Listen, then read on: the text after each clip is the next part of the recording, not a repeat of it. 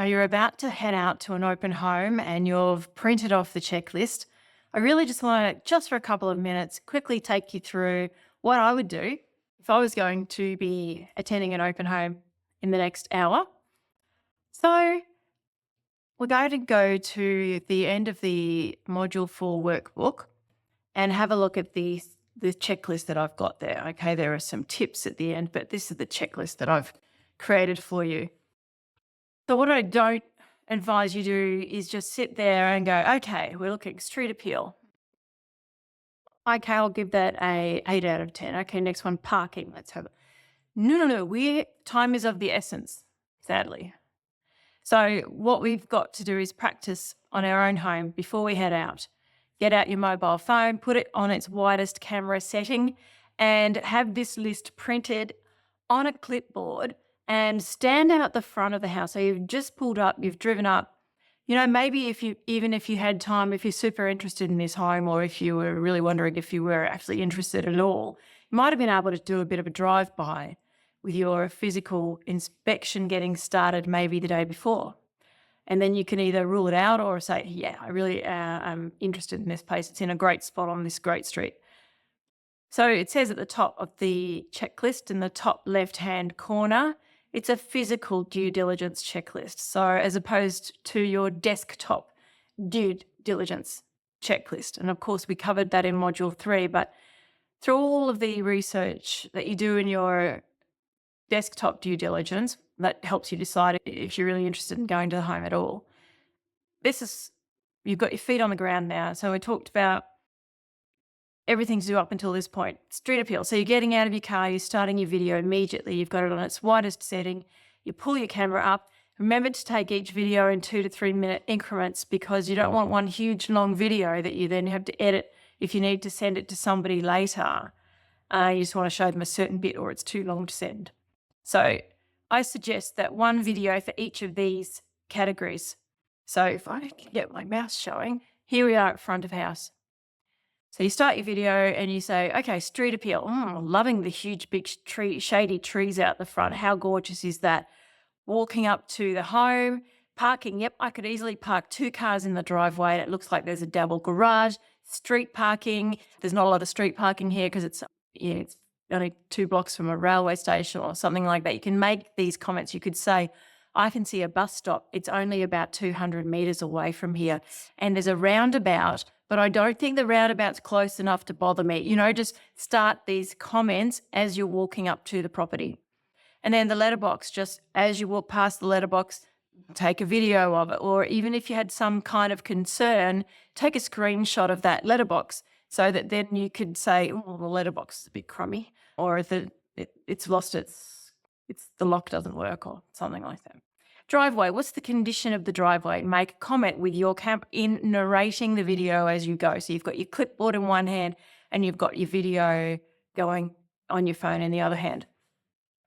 What's the condition? If there's a front fence, is it dilapidated or is it fairly new? What about if there's a front retaining wall? Retaining walls, you do need to actually pay a bit of attention to them. If you feel like the retaining wall is starting to lean or it's got some cracks, you might need to get that investigated. So as you've walked up to the home, you've examined the front fence and the front gate, and you gaze your eyes up and you start to look at the condition of the roof. It depends obviously how far you have to walk, but doesn't it? But so you're looking at the gutters and the downpipes, just going, those gutters seem to look really old, or I can see plants growing out of them, or narrate the video as you walk. Try not to be too loud about negative things. If there's something in particular that you'd really like to flesh out in more detail, then stand away from everyone and just say it in detail, or you can wait till you get back to your car afterwards, because we really don't want to off-put the other buyers and we really don't want to upset the sales agent. You're examining the roof and the solar panels if you can see them from the front of the home. You're looking for tree roots in the garden as you're walking towards the front door. You're looking at the lawn and you're wondering if there is some kind of disease with the lawn, or if there looks like there's a patch where some water's accumulating, or there's, some kind of weird event going on in the front garden. If you can see under the house from the front of the home, then you would make a comment about that. And you would also have a look and see what you thought of the external walls, the carport, garage doors, any strange smells that you can smell anywhere in the front of the home. And I said before, damp areas, the front windows and screens, security screens, fly screens, anything you can see from the front. You can comment on the recency of the paint work on the windows or the security screens and the condition of those, if they are there or if they're not. Any other things that you'd like to comment on? What's the front porch like? The lights on the front porch, is it kind of like got cracks in it? You're assessing everything in that 1-minute video as you walk up to the home, all of those things.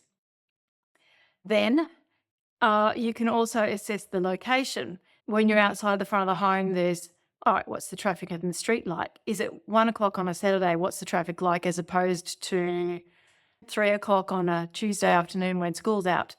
And what's the road noise like at that time of day? If you're concerned about what it might be like at a different time of day, then you can do that physical due diligence and drive back there again at that time of day. So if you are near a school, then you do want to head out there at maybe 8:30 in the morning and 3 o'clock, 3:30 in the afternoon, just to see what the traffic congestion's like, the amount of 14-year-olds, 15-year-olds that are swarming out of the school. You need to find out about that before you discover that after you've moved into the home. Look at the cars in the other driveways and say to yourself, well, there's 8 cars parked in the front lawn of my next door neighbour. That's of interest. So make a note of that. Unless, of course, you own 8 cars as well, and that might be fine. Then you can also talk about the condition of the street. Does it have curbing? And what's the footpath like? Is there moss or anything else unusual in the footpath, which might lead you to think, well, does it get a lot of sunlight? How close is your home to the neighbours? Does that bother you? What are the neighbours like? What types of cars are there parked nearby? How kept are the neighbours' yards? Do they all have security screens up in their front window, side windows? Make these observations. That's another 1-minute video where you're observing that. So then there's the side of the house, the back of the house, and then obviously the exterior in general. So we haven't stepped foot in the home yet. We're looking at the outside of the home and we're commenting on the impact of the neighbours. What that means is, have the neighbours got this huge, big retaining wall that's sloping in on our property, or they're overlooking every aspect of our home and they can see everything? Make comments about the impact of the neighbours. If there is a solar system, have a look at the actual system and ascertain the condition or the age of it if you need to, the condition of the plumbing, the wiring electrical system, the security system, the intercom system, the pool filtration system, the irrigation system for the garden. If there's a water tank, what's the pump like? I know that at our home, we live on the top of a really big hill, so we actually have to have our own water pump, even though we live in Brisbane, to get enough water pressure to our home where it's helpful. If there's car charging station, take a photograph of it, make a comment about it. The air conditioning system, is there 1 major unit, 2 major units, or does each room have its own split system? And what systems are under the house, outside, down the side of the house? How old are they? Take a photograph of the make and model of them so you can then research that later, because the owner might have bought the house with that system in place and doesn't know. The hot water system, Wi-Fi, NBN, Foxtel, the gates, maybe there's electric gates, maybe there's electric blinds, maybe there's the electric door to the garage, maybe there's electric shutters. There's all of these systems in a home, and you can't inspect each one of them in 25 minutes as well as do everything else. Take photographs of the make and model of those systems if you can. That's my trick, because then you can go home and research that later. Of course, you can ask the sales agent and say to the sales agent, so how old is that air conditioning system, that big unit that's under the home? And they may or may not be able to answer that for you. And the difficulty is that in a fast-moving market, they may not be interested really in finding out that information for you either, because they've already had 3 offers. so, mm, so taking note of everything around the back of the home as well. And also another one about outside is the direction of the sunlight. Do you want your home facing north? Do you want lots of sunlight on your swimming pool, or do you want your swimming pool in the shade most of the time? Pay attention to where the sunlight is coming from. Once you get inside the home, again, we're going to record a video for the master suite, a video for the bedrooms, a video for the laundry. You might be able to combine 2 or 3 of them in one video, but just remember, don't make the videos too long, because then if you only want to send one bit of the video to somebody later, you might need to edit it. Again, walking through the home, the first thing you're doing is you've got your wide angle lens operating on your phone camera, and initially you're going to comment on the smell. Smells fresh, smells like lavender. If it smells like lavender, why? Are they trying to mask a smell? Is the home ordinarily a little bit stale, and why does it smell stale in that particular room at the bottom of the stairs? So how much natural light is there? Comment on all of this. As you're opening the door, comment on the condition of the door handles and look behind the door. Are there any scratches or marks? Get it all in the video. And the reason is, if you decide to buy this home and you go back to the home for your pre-settlement inspection, well, then you're going to be able to compare the condition of the home when you do we use the same checklist for the pre-settlement inspection. You're going to be able to compare the condition of the home with the second video, compare the 2 videos, and then you'll be able to say, oh, well, there's an issue, and tell your conveyancer that just before settlement, we've had our pre-settlement walkthrough, and I've noticed that there's been this huge dent put in the wall of the bedroom where they've obviously moved the bed out of the room, getting through the doorway. They've damaged the doorway and the wall of the bedroom, and you've now got that on video, because that's not the way it was when you purchased the home. And so they need to rectify that through negotiations with your conveyancer, and we cover all of that in the settlement module in Module 9. So carrying on, you've got all of your, and as you would have noticed when we talked about the termites, you can comment on all the quality of the walls, but did you see that video I showed you about the termites? You know, if they're there, sometimes there is just no way that you're going to know that they're there without having a proper inspection conducted by a licensed professional. So that is our property research physical due diligence checklist that we encourage you to do with a video and just talk about everything on the clipboard. So it's easy to get carried away in the bathroom with the beautiful lighting from the elegant pendant lights. However, don't forget to investigate the quality of the silicone, the condition of the grout, turn on the taps, make sure they work. Make sure the hot water tap works. Make sure the lights work. Make sure the exhaust fan works. Make sure the heater lights work. Anything that doesn't work, you can make a note of it whilst you're narrating your video.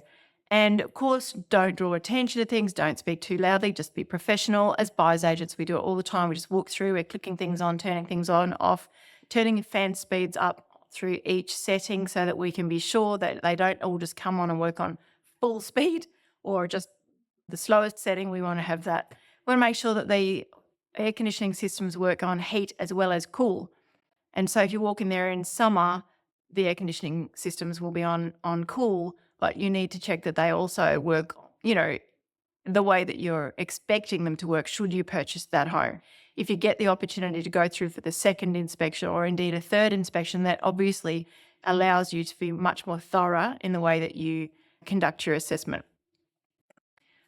And the kitchen and internal areas. So you've got your list there. If there's a pet area, if there's a staircase, comment on it. Inside the home, these are questions to ask yourself, okay? Maybe you ask yourself these questions after you've looked at the home, but if something's important to you, find out about it from the sales agent. For example, inside the home, so is there a fresh patch of paintwork that might be concealing something? It's hard to tell. Is the flooring uneven? Is the cooktop gas, electric, or induction? That's important because if you've got all pans that are great with an electric stove, they're not going to work on an induction stove, so forth. Do the blinds and curtains come with the home? How old is the electrical system? What's the size is the cavity for the fridge or the washing machine or the dryer or the microwave? Now, you can use the app on your phone, which is the Measure app. Another tricky thing to do is I take these shortcuts whenever I can is take a photograph of the make and model of that appliance, and then you can get the measurements off the internet later. So the whole list of questions there.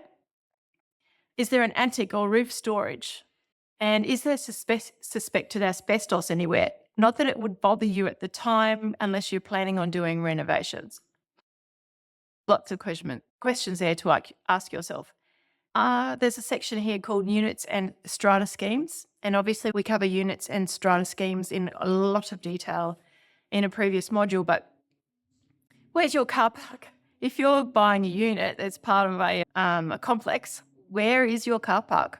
And is there one or is there two? Is there visitor parking? Where is it? Is there a storage cage or a storage area that's allocated to your lot? And what are the common areas? Where is that swimming pool? Where is that barbecue area? Asking questions like, what works have recently been conducted or are planned to be conducted? And again, in the street, you can get a sense of a street by noticing if there are children playing. And you're in a cul-de-sac and there are kids out there on their bikes. Maybe you're on a main road and it's definitely not children friendly. So that is my information for you to take you through your property inspection. Of course, let me know if you have any further questions. I can't promise you anything apart from me being seriously helpful whenever possible.